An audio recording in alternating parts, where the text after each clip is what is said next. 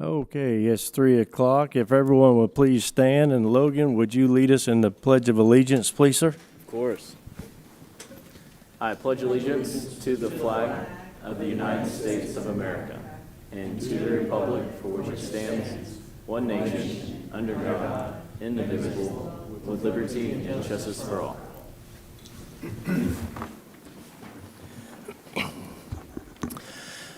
Okay, this is the Planning and Zoning Board / local planning agency.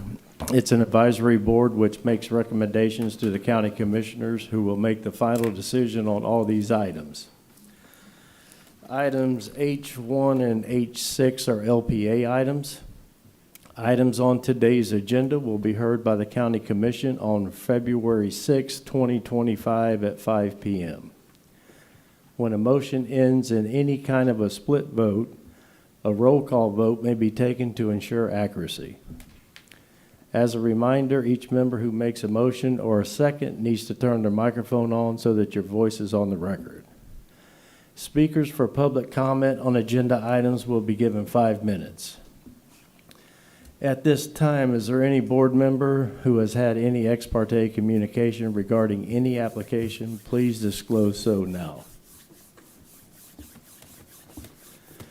All right, seeing that, I'm going to ask for a motion for the approval of the P&Z minutes from November 18th, 2024. Move for approval of the November 18th, 2024 meeting. Second. A motion by Deb, a second by Logan. All those in favor say aye. Aye. Any opposed? That passed unanimously. Well, the first thing we need to do is we need to nominate and vote on a chair and a vice chair. I'd like to make a nomination of the existing chairman Second. for, I was going to say for 2025, but you're quick. Okay, we got a motion by Henry, second by Logan. All those in favor say aye. Aye. Any opposed? That passed unanimously. And I will return that to you. I'll make a motion for Mr. Henry Menaboo to be the vice chair for 2025. Second. Got a motion by Mark Wadsworth, a second by Deb. All those in favor say aye. Aye. Any opposed? I guess we get I to... wanted to. Okay.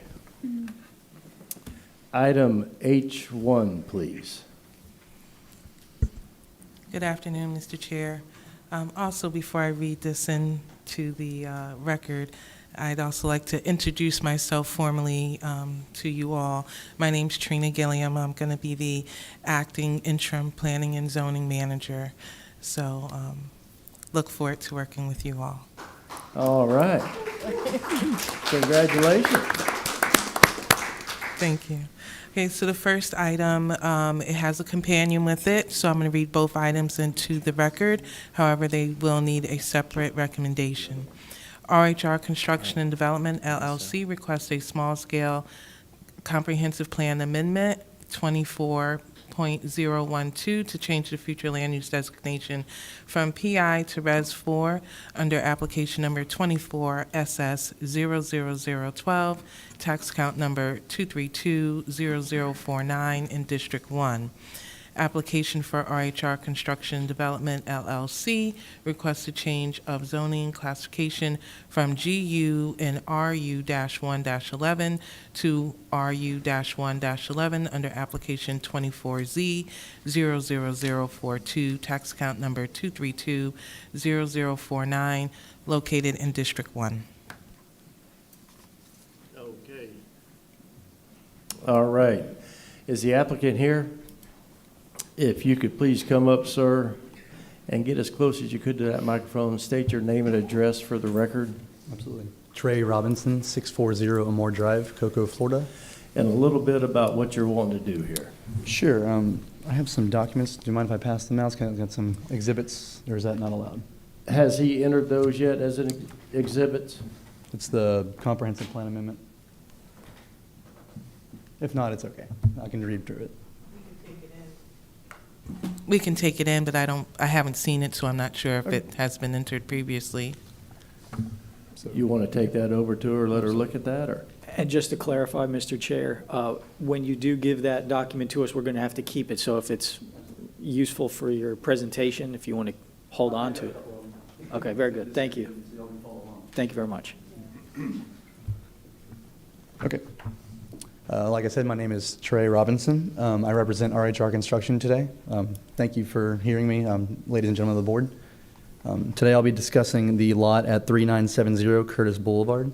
It currently exists as a 1.1 acre lot. It's very peculiar in the fact that it is a single lot, yet it is divided by a tract divider line, and each of the separate tracts have a different future land use and a future zoning classification. Tract 1 there is on the left side of the tract divider line. It is listed as, sorry, follow my notes. It is a zoning classification of RU 111, and it is future land use is planned industrial. Tract 2 is on the right, the east side of the lot, and it has a future land use listed as planned industrial with a zoning classification of general use. The tracts are also divided by a 40-foot wide drainage ditch easement that runs down the middle and then along the back side of Tract 1. What we're planning to do is the future land use is being requested to change from planned industrial to Res 4 for both tracts. And in addition to the FLU change request, I'm also requesting that the zoning be slightly altered. The current zoning of Tract 1, like I said, is RU 111, and I'm desiring to keep that the same, but I want to change the zoning of the other tract to RU 111 as well. The requested FLU change to Res 4 will match the surrounding neighborhood along Curtis Boulevard, which has the same future land use as being requested. And in addition to Tract 1, Tract 2 will be changed from GU to RU 111, again matching Tract 1 and the existing neighborhood. And that ends my statement. All right. Does the board have any questions for the applicant? All right, seeing that, just hang loose with me 1 minute. Anyone in the audience want to speak for or against this item? We're doing good right here. We're doing good. So I bring it back to the board. Mr. Chairman, I move that we recommend approval of the land use change, item H1. And I'm going to second that. Okay, on item H1, we've got a motion by Ron, a second by Henry. All those in favor say aye. Aye. Any opposed? That passed unanimously. Now we need to go into H2. And then, Mr. Chairman, on item H2, I move that we recommend approval of the zoning change. And I'll second that.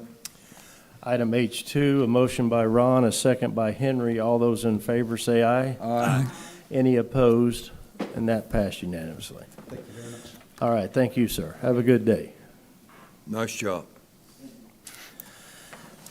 Item H3. Wanda and Dennis Crocker, being represented by Timothy Volpius, request a change in zoning classification from AU to RR1 under application number 24Z00059, tax account number 2004800, also located in District 1. Okay, is the applicant here? And sir, the same thing, if you could get as close as you could to the mic and state your name and address for the record. Yes, sir. My name is Tim Volpius, 4036 Sterling Street, Mims, Florida. All right, and a little bit about what you're wanting to do there. Right now, the property I'm here on Dennis and Wanda Crocker's behalf. I'm wanting to rezone it from AU here to residential, or R1.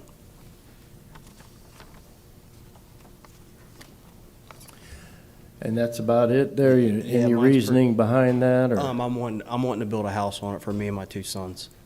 I'm in the process of trying to purchase it to build a home on it. But one dwelling? Excuse me? One dwelling, or how many dwellings are you? Just, Just just one home. One home? Yes, sir.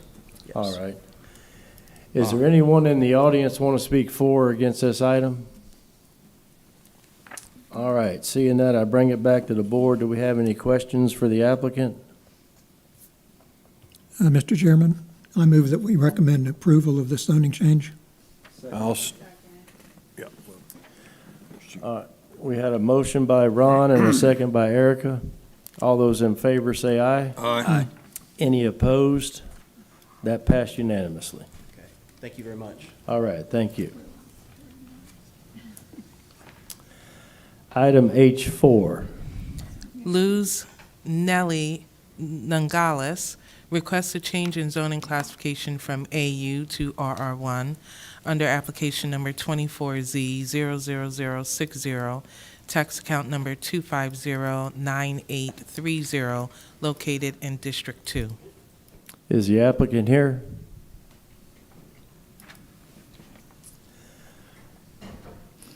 And ma'am, if you could get next to the microphone and state your name and address for the record. Hello. Yes, Luz Nelly Nogoroles, 1455 Martin Road, Rockledge, Florida. I keep forgetting the zip code, sorry. Yes. Thank you very much for hearing me. All right, and a little bit about what you're wanting to do there. Okay, so I want to change, currently the zoning for this particular property is AU, and I'm requesting to change RR1. It's a 5-acre lot, and the 1 acre of the lot, we want to separate it from the rest of the lot. So the rest would be a flag lot. And we need to change the zoning on that. There's already a property on it. There's a house, and that house is existing and it's going to stay. We have no other intention of putting any other structures on it or on the flag lot as well. So that's, yeah. All right. Is there anyone in the audience want to speak for or against this item? Okay, seeing that, all right. Ma'am, could you scoot over and you can come up, please, ma'am. You could take a quick seat right there in the front. That's fine. And your name and address also for the record. Good afternoon. My name is Anastasia Vasilyeva. I live in 1870 Bridgeport Circle, and that lot was behind our fence. So we sent a letter via email with my significant other that we don't want to change this. Okay. You should have it in your mail. All right. Is that it? Are you good? That's the only one I want to deliver. Yes. Okay. Thank you. All right, thank you. Anyone else want to speak for or against this item? You're good, ma'am. You can go ahead and sit down. Okay, ma'am, if you could come back up. You hear some of the challenges you've got there. Do you know why? I have no idea, Have you because met with her? that's in a gated community they don't even go down my block. So I don't Okay. understand what reasoning they have behind not wanting us to be able to split the lot or change the zoning on it. There's just saying that you don't like something doesn't mean that it should happen. I mean, I'm quite shocked myself. All right, well, I'm going to bring it back to the board and see if we've got any questions for the applicant.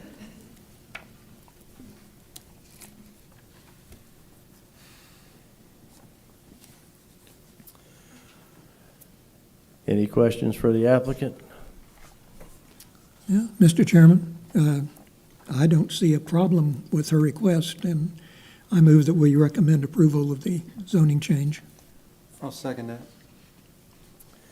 I think she beat you over here. We got a motion by Ron on item H4, a second by Deb. All those in favor say aye. Aye. Any opposed? And that Thank you very passed much. unanimously. Well, it's Thank hard to you. get in when you're in the balcony seats, you know. Get closer, get closer. To get your own thing. Okay, item H5, please. Tiffany and Henry Laguerre request a change of zoning classification from RR1 to AGR under application 24Z00058, tax account number 3008694, located in District 3. Okay, is the applicant here? Sir, if you could state your name and address for the record. Henry LaQueer, 7260 Blue Shore Road, Grant, Florida, 32949. And a little bit about what you're wanting to do, sir. Short term to put a pole barn up, and long term to start a deer farm. Okay. Is there anyone in the audience want to speak for or against this item? All right, I bring it back to the board, and do we have any questions for the applicant? Mr. Chairman, I had a question. It's a deer farm? Yes, sir. What kind of deer are you raising? Whitetail. Okay, and are you raising them for pets, for meat, or hunting, or For genetics. genetics? Yeah. Bigger horns. Okay. I understand that. Okay. Not too many understand that.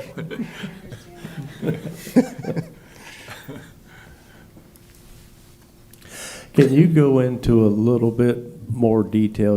You don't need to get elaborate, but when you say genetics, are you removing? For, bigger antlers, Right, but people. are you selling the sperm? Are you shipping it out? Could Stuff be, like yes. that? Okay. Okay. Any other questions? I need a motion. Mr. Chairman, a motion to approve. On item H5, we got a motion by Logan, a second by Erica. All those in favor say aye. Aye. Any opposed? That passed unanimously. Thank you. All right, good luck, sir. That's whitetail only.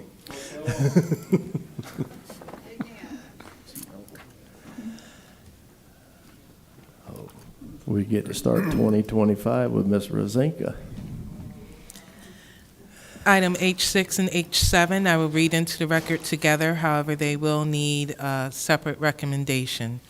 Lindy Incorporated, represented by Kimberly Rosenka, requests a small-scale comprehensive plan amendment under 24S.016 to change the future land use designation from PI in Res 2 to all heavy light industrial IND under application number 24SS00016, tax account number 2103214, located in District 1.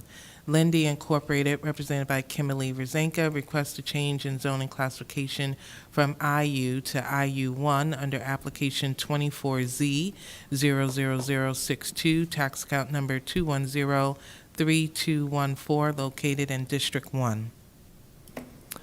All right, well, Happy New Year, Ms. Rosinka. Thank you. Same to you, Chairman, members of the Planning and Zoning Board. My name is Kim Rosenka with Lacey Lounge Rosenka in Rockledge, 1201 U.S. Highway 1 in Rockledge, Florida. I'm here on behalf of Lindy Inc., which used to be known as Praxair. Some of you may have been on the board back in 2018 or before you on a similar project. With me today is Lisa Murray. She's with Corporate Real Estate out of their headquarters in Connecticut. She said it wasn't too cold up there, but she was glad to be here. Ben Vasquez, he is the local facilities manager. He'll be telling you a little bit about why this is needed, the expansion that's needed in the plant itself. And Sean Chase is the local production superintendent, who is also here as well to answer any questions.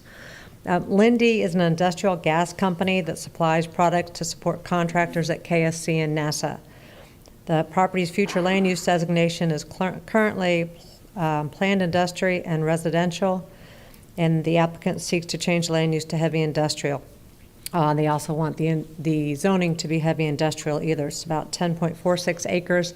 It will make the parcel unified into future land use and as to the zoning.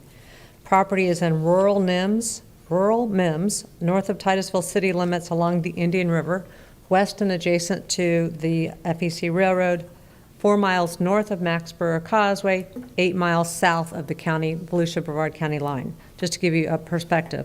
There is no adjacent developed housing. There are some small houses in the area, but there are industrial uses to the south, and there's a county park, Jones Avenue Boat Ramp in Mims, that's up there as well, to a small use park just to the north of this property. Again, seeking a small-scale amendment from heavy industrial to heavy industrial and zoning to IU1.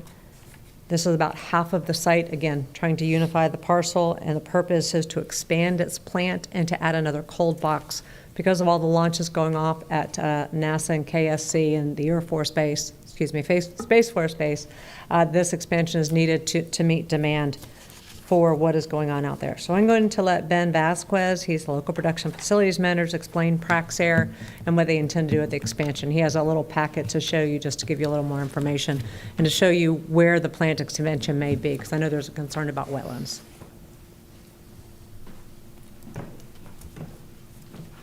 Hello. How are you, sir? If you could also state your name and address for the record. Sure. My name is Ben Vasquez. I'm the facility manager for Lindy at 2801 Hammock Road in Mims, Florida, 32754. Just to tell you a little bit about Lindy, as Ms.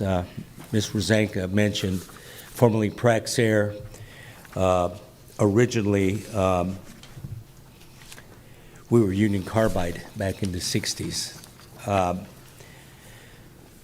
So Lindy employs approximately 26,000 employees over 50 countries. We're the leading industrial gas producer in both North and South Americas.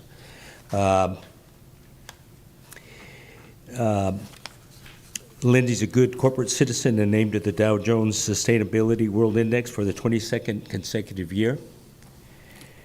We're very safety conscious and a consistently top performer, 5 times better than the U.S. industrial average and 3 times better than the U.S.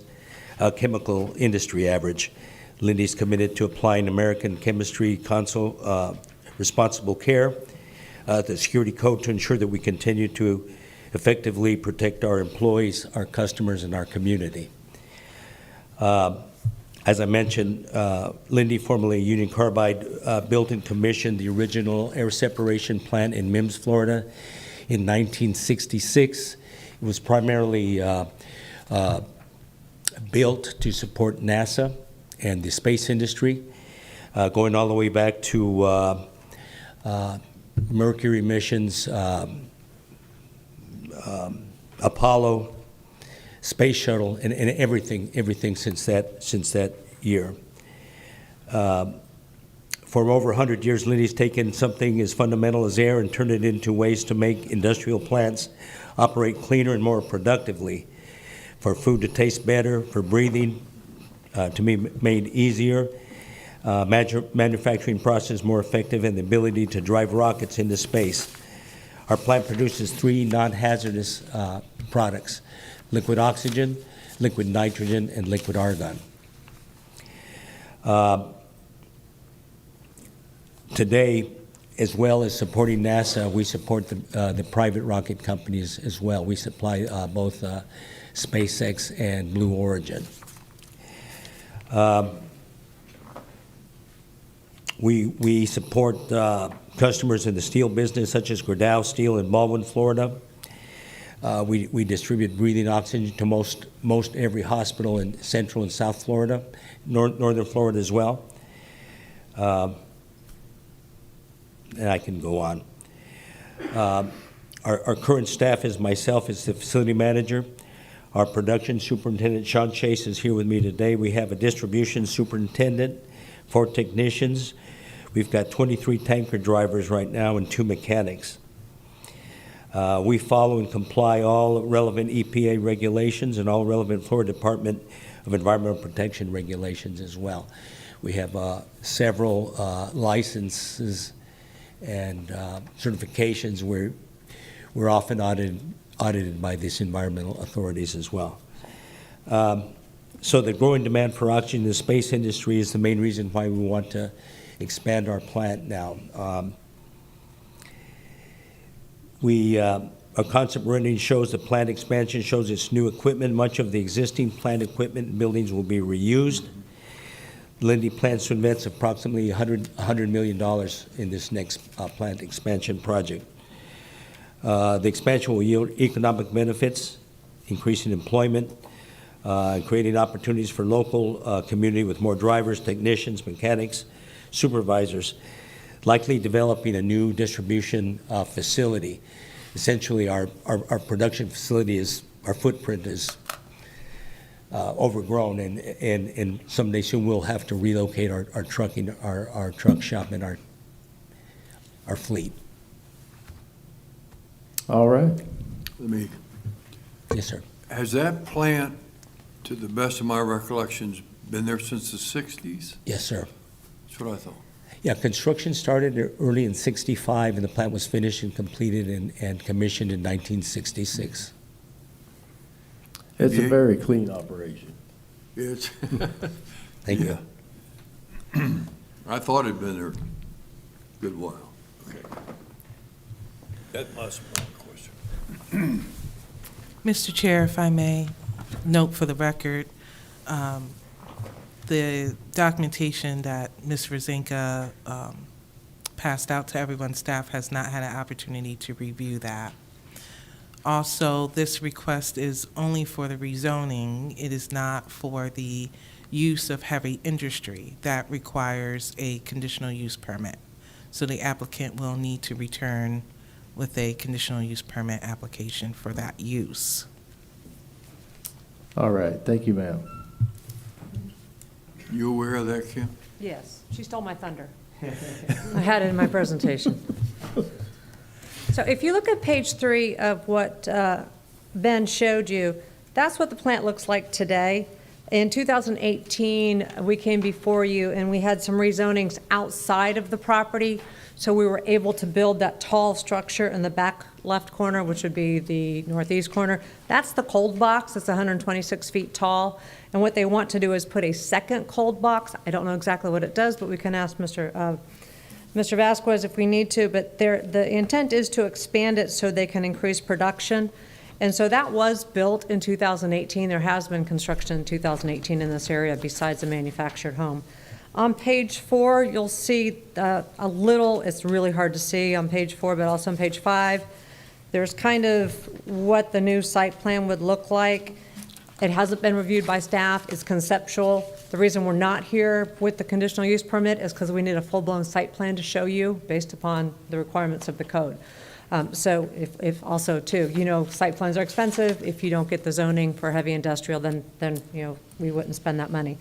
So the idea is to avoid most of the wetlands. There may be small impacts, but I think the staff report said it was like 5 or 6 acres of wetlands that would be impacted, and they're trying to keep it away from the wetlands. So that's just an idea of how it could be built. It's not set in stone. We'll have to come back to you for the conditional use permit.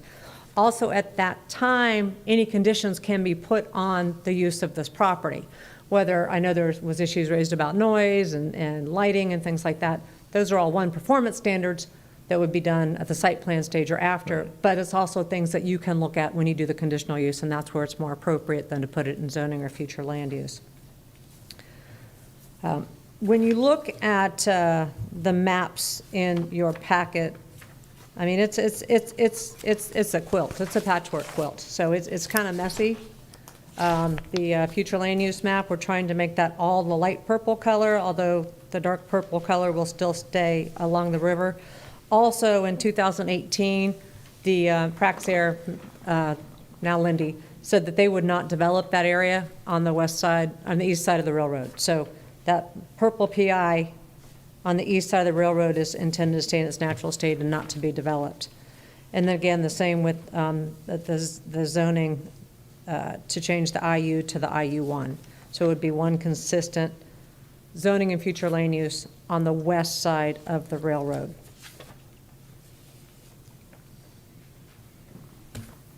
The other performance standards that would be reviewed at the conditional use stage, they're actually in section 621544. Those would be the loading facilities, the storage, light sources, neon lights aren't allowed, things along those lines, and anything else that you and County Commission think would be important. This is not a developed area. It does have residential to the west, but there's also a lot of wetlands there as well that would never be developed for residential.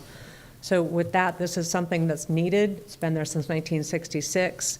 It's non-hazardous, it's clean, as was explained by Mr. Vasquez, and we're just seeking the change in the 10.46 acres to heavy industrial future land use and heavy industrial for zoning. With that, we can answer any more questions you might have. Yeah, I've got one more, and he's probably going to answer that. You weren't around in '66. I was.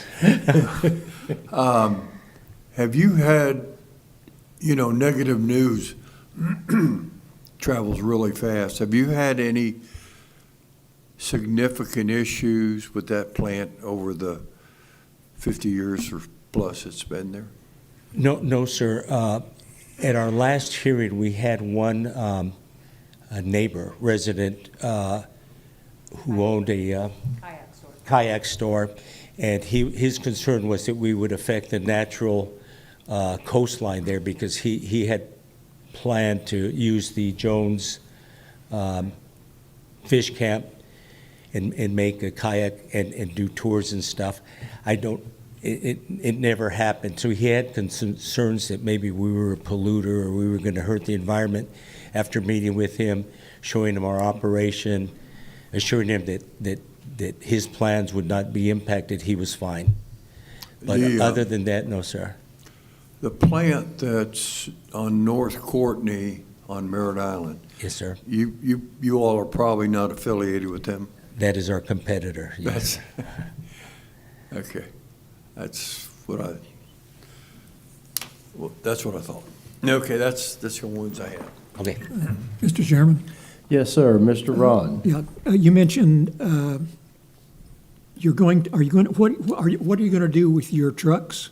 Were you going to have some other facility, or is our trucks going to be maintained on this So our facility? trucks are currently at the 2801 facility. Okay. Hammock Road facility. We've expanded so much with our production equipment that we're really squeezed for more trucks and the truck shop and stuff. At some point in the near future, we'll have to relocate that. I'm not really prepared to talk much about that. We own some property up on Wiley Avenue in US 1. Conceptually, we have that area that will be the likely place that we'll build this truck shop okay. But at this point, we don't have any definite plans. And do you have an estimate on how many additional trucks you'll be putting on the road? We've grown quite a bit since our last hearing. We would add, I estimate 10 or so. Do you know how many a day you leave that facility? Today? Yeah. I mean, can you give it, so we have something to compare it to? Yes, sir. Approximately 17 a day. Okay. So not quite, not doubling it, but Not quite doubling significant. it. Yeah. Well, maybe we can get that intersection at State Road 46 and US 1 widened a little bit if we get enough traffic there. We would greatly appreciate a traffic light at Wiley Avenue and US 1. Through the years, there have been a number of Has that very been a serious problem? accidents and fatalities. We have campaigning for years with the appropriate authority, we believe, to get a traffic light put there, and we've had no success. Okay. All right, thank you. Thank you. Well, seeing that, I'm going to take it out to the audience. Anyone want to speak for or against this item? Okay, ma'am, if you could come up and state your name and address for the record. Sandra Sullivan, South Patrick Shores. So I just want to mention a concern that my understanding, looking at it, the existing plant is light industrial. So I'm not sure if they're expanding the plant, why it needs to be heavy industrial. I would encourage that there be some sort of a BDP for this use, but also a buffer to protect the properties to the north, because that's where the housing, there's some single-family houses. So because their competitor, as you know, had coming before the commission, had a lot of complaints about noise. So one thing that hasn't really been talked about, clean, yes, but how noisy? Because under heavy industrial, it's exempted that it doesn't have to, as I read here, follow have an exemption on the noise ordinance, seemed. So I just want to just read something another concern, because you don't want to do an impact, and obviously this would be addressed during the site planning. you don't want to impact surrounding properties with flooding. So this is to be clear on the coastal high hazard area and in the FEMA special flood hazard area. So the whole area is in the coastal high hazard area, which means that potentially, if not done correctly, it could flood surrounding properties. But then the biggest issue I had, which really one of my passions, is Live Local bill, because I call this the "you will own nothing and be happy" law. And so on here, this is a red flag for me, and I would really appreciate your board getting a little clarification on this from staff, and particularly the county attorney. It says here, as heavy industrial, that they could potentially use this because of a FAR of 1.76, which of course you know is intensity use, not density use. They would be entitled to 313 dwelling units as part of the Live Local Act. Now, I've read Live Local many times, and I went through it again last night. Am I wrong on this? Live Local gives the right to property owners of commercial and industrial the right to the highest density within 1 mile to that height or 3 stories, whichever is higher. I don't understand why staff has in here that it would have a potential for Live Local of 313 dwelling units of development potential at 30 units per acre pursuant to Florida Statute 125-01055 Live Local. I would ask that your board ask, because this is going to this is very concerning, and this is going to open up the gate, so to speak, to a lot of other projects coming here if this is not addressed now and nip this in the bud. Thank you. Okay, thank you. Would anyone else like to speak for or against this item? All right, then seeing that, I'm going to close for public comment. And board, do we have any more questions for Ms. Kim? I just have a couple statement. If I could just respond to Ms. Sullivan briefly. Lindy is not in the business of affordable housing. It's not going to do affordable housing. It wouldn't put housing next to its plant. That's not the intention. The intention is, as stated, to expand its facility and its capacity to provide to NASA and the private contractors out there. And also, too, even Live Local, you still can't impact the wetlands for residential. Right. So it's still the same issue, and there's no intention to do that.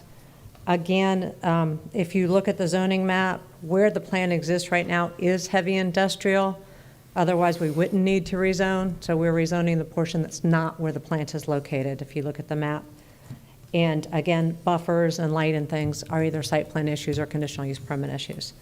So thank you. Sorry, Miss. And I'm not sure who you say now. Is it Orsis? Oris, thank you. Oris, okay. So yeah, my question just was, in keeping with, it can't stay zoned light industrial and build this? No, it has to be heavy industrial because of heavy the industrial. chemical manufacturing aspect of it, even though it's oxygen manufacturing. And then the rest of the area, I know you said that it's really not populated, but it is all res too. So if we're going to try to keep, everything, across the board, you want to keep, everything uniform. There's a lot of res too. So if I was somebody who lived there, I might not like that so much. Oh, I understand, but there's no one that lives there right now, and this portion of this property is res too, but it's between the planned industrial and the planned industrial, so it's a little sliver of yellow right here. We're trying to get back to try to get to industrial. But again, there's a need for this property to be rezoned. Also, too, there's some issues with setbacks and height and thing. That's another reason why this all needs to be uniform.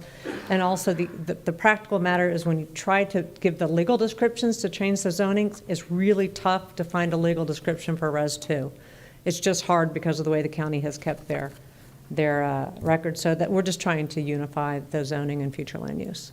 But we do understand, and we don't intend to impact any residents, even though most of that land immediately to the west is heavily wetland and heavily forested. So. And will it increase any of the intensity? It's not planning on, because your FAR is going up. They're just going to expand, they're not even using all of the property because of the wetlands and the pond that's there. So, I mean, it's going to be far less than what could be built there. Because you can't really do it, with the critical, high Correct. coastal area of concern, you can't Correct. increase. Okay. Kim, you know what happens, and we're gonna start seeing more and more. There was a time that in MIMS, this was probably the only thing there. And now all of a sudden, if there ever is residential around them, which I doubt it won't happen, but they'll be complaining now about the plant. That's what happened Like at airports. North Merritt Island. Yeah. If you move next to a lake, you're gonna see a boat. And this is, that's, I've been around that plant for years and years, and Ron, I was there before you were. So, I'm gonna make a motion that we approve. Second? Okay, item H6, a motion by Henry, a second by Logan. All those in favor say aye. Aye. Any opposed? Item H6 passed unanimously. I'm going to need another motion on item H7. I'll make a motion. Second. Item H7, a motion by Henry, a second by Logan. All those in favor say aye. Aye. Any opposed? And that passed unanimously. All right, thank you. Now, we will say meeting adjourned. Wow. The opinions expressed by any member of the public during any period of public comment do not necessarily reflect the views or opinions of the Board of County Commissioners of Brevard County, Florida, Space Coast Government Television, or the program sponsor, and are solely those of the presenter. The Board of County Commissioners of Brevard County, Florida, Space Coast Government Television, and the program sponsor hereby expressly disclaim any and all responsibility or liability for any defamatory or slanderous statements expressed by any member of the public during any such period.